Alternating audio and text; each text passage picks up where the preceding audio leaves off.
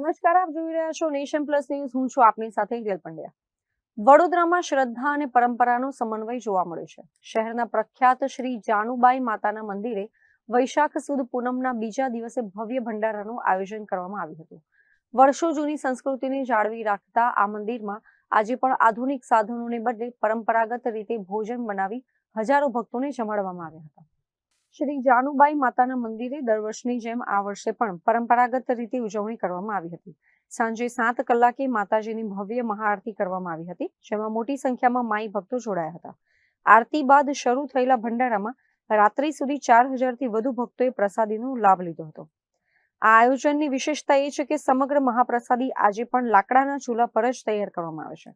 રસોઈમાં શુદ્ધ દેશી મેનુ એટલે કે ડોલી રીંગણાનું શાક, ભાત અને બાજરીના રોટલા તૈયાર કરવામાં આવ્યા હતા. આ ભંડારામાં કોઈ પણ પ્રકારના ભેદભાવ વિના તમામ ભક્તોને જમીન પર નીચે બેસાડીને આગ્રહપૂર્વક પ્રસાદી પીરસવામાં આવી હતી.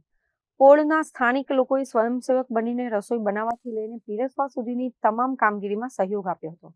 જાનુબાઈ માતા યુવક મંડળ તરફથી દર વર્ષે નક્કરપીઠા રોડ ઉપલા ફળિયા ઘનશ્યામ ચેમ્બરની સામે આ એક મંદિર આવેલું છે, જે ઘણો વર્ષો જૂનું મંદિર છે. આ મંદિરમાં દર વર્ષે દૂર દૂરથી ભાવિક ભક્તો અહીંયા ભંડારાની ખાસ મહાપ્રસાદી લેવા આવે છે. ભંડારાની વિશેષતા એ છે કે આધુનિક યુગમાં હાલમાં જોઈ રહ્યા છો કે ગેસની અછત છે.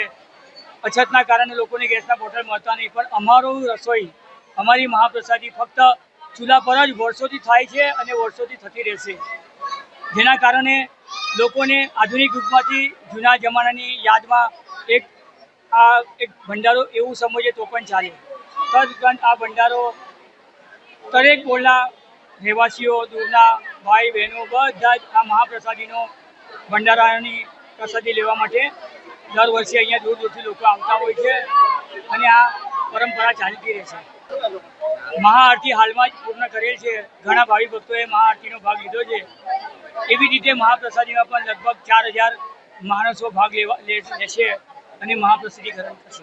Bureau report, Nation Plus News, Vadodara. સમાચારોનો સતત અપડેટ મેળવવા માટે અમારી નેશન પ્લસ ન્યૂઝની યુટ્યુબ ચેનલને સબસ્ક્રાઇબ કરો, બેલ આઇકન દબાવો અને જોડાયેલા રહો ફેસબુક, ઇન્સ્ટાગ્રામ અને ટ્વિટર પર.